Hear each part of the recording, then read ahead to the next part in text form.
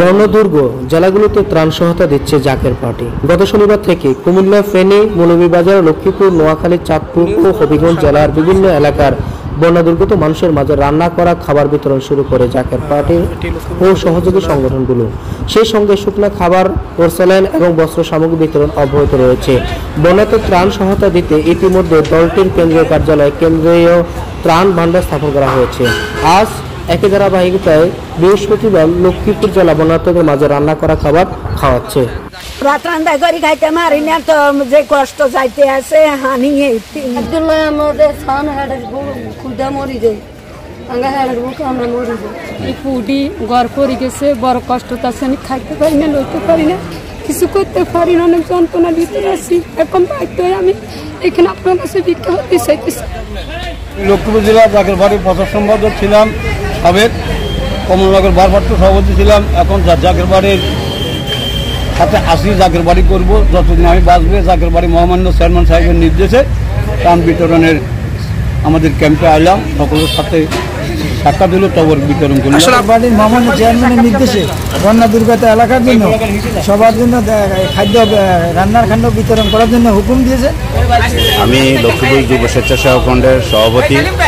আমাদের জাকের পার্টির চেয়ারম্যান সাহেবের হুকুমে আমরা এখানে প্রায় 40,000 লোকের খাদ্য নিয়ে আমাদের এখানে আমরা আয়োজন করতেছি। লক্ষ্মীপুরের বন্যা কবলিত যে সমস্ত উপজেলা আছে, প্রত্যেকটা উপজেলায় সাধারণ বন্যা দুর্গত মানুষের পাশে দাঁড়ানোর জন্য আমাদেরকে উনি নির্দেশ দিয়েছেন এবং সাধারণ মানুষদের মেহমানদারি করার জন্য উনি আমাদেরকে বলেছেন। লক্ষ্মীপুর জেলা জাকের পার্টির সাংগঠনিক সম্পাদক এবং সদর উপজেলা জাকের পার্টির সভাপতি, মাননীয় মহামান্য চেয়ারম্যান জাকের পার্টির চেয়ারম্যান মহোদয় আলহাজ মোস্তফা ফয়সাল মুজাদ্দিদি সাহেব লক্ষ্মীপুর জেলা বন্যার্ত বানবাসীদের মাঝে তৈরিকৃত খাবার এবং শুকনা খাদ্য প্রেরণ করেছেন।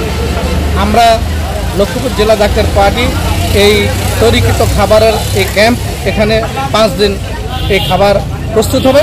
এখান থেকে খাবার প্রস্তুত হয়ে বন্যার্ত এলাকাতে বানবাসী মানুষের মাঝে আমরা তৈরিকৃত খাবার নিয়ে পৌঁছে যাব। জাকের পার্টি ছাত্রফ্রন্ট লক্ষ্মীপুর জেলার সভাপতি মোহাম্মদ হাসান, জাকের পার্টির মহামান্য চেয়ারম্যান, বিশ্বের মানবতার দূত জনাব মোস্তফা ফয়সাল মুজাদ্দিদি সাহেব স্যারের নির্দেশে জাকের পার্টি ব্যক্তিগত উদ্যোগে বাংলাদেশের 66টা ডিস্ট্রিক্টে বানবাসী মানুষের জন্যে প্রতিটি জেলায় এই ত্রাণ স্যার পাঠিয়েছেন।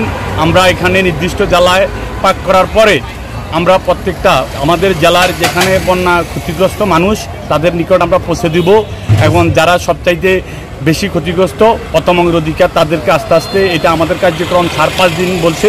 যদি আমাদের বন্যা পরিস্থিতি অব্যাহত থাকে তাহলে এটার পরিমাণ আরে বাড়বে।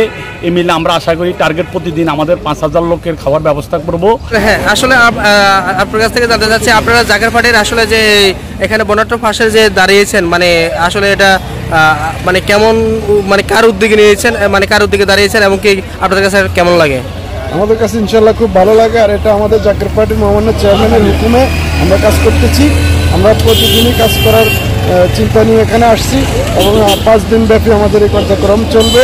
আমাদের এই পাকশালাটা এখানে আমরা খাওয়া বানানো হয়, বানিয়ে দুর্গম এলাকাতে যারা যেখানে কেউ পৌঁছে না, কেউ যাইতে চায় না, আমরা সেখানে দেওয়ার ব্যবস্থা করেছি এবং যাওয়ার বাসনা রাখি।